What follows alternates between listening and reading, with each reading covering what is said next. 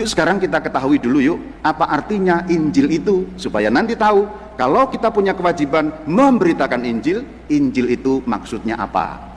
Injil asalnya dari bahasa Arab. Bahasa Arab menyerap dari bahasa Latin, ujungnya dari bahasa Yunani.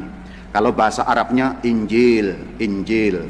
Bahasa Latinnya Evangelium. Aslinya dalam bahasa Yunani, yaitu bahasa asli Alkitab Perjanjian Baru, Euangelion. Injil aslinya bahasanya Euangelion. Itu dua kata, yaitu eu dan angelion. Eu artinya baik, angelion artinya kabar. Kabar baik atau kabar gembira. Jadi Injil kalau diterjemahkan kabar yang menggembirakan.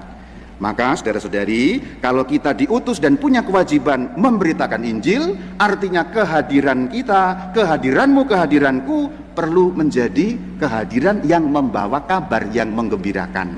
Kalau kamu datang, orang terus gembira, kamu sudah memberitakan Injil dalam arti yang terbatas. Tapi sudah mulai. Tapi kalau kamu datang, orang langsung ribut, berarti berlawanan dengan panggilan dan kewajiban memberitakan Injil. Tapi ada yang lebih besar, Euangelion atau kabar gembira mengenai Yesus Kristus Tuhan, yang artinya dunia telah diselamatkan, yang dijanjikan Allah telah datang, Sang Mesias, Sang Penebus sudah datang. Kita tidak lagi berada dalam kegelapan, manusia hidup di dalam terang. Artinya sikap optimis dalam hidup, sikap positif dalam hidup, itulah yang diwartakan. Memang hidup penuh dengan berbagai macam kesulitan. Ada sakit, penyakit, kesulitan ekonomi, kesulitan hubungan-hubungan, peperangan, dan lain sebagainya.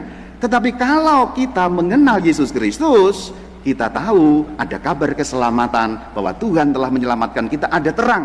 Maka yang diwartakan adalah sikap optimistik menghadapi hidup, sikap positif menghadapi hidup. Itulah kabar gembira, bahwa hidup kita juga mengalami kesulitan, tapi ketika ada kabar gembira dalam arti orang mungkin mengalami penderitaan, tapi dari sikap hidupnya muncul dan tampak dia riang selalu, gembira selalu, membawa manfaat pada orang lain. Orang lain melihat orang itu tidak mudah hidupnya, tapi kok bisa kuat ya.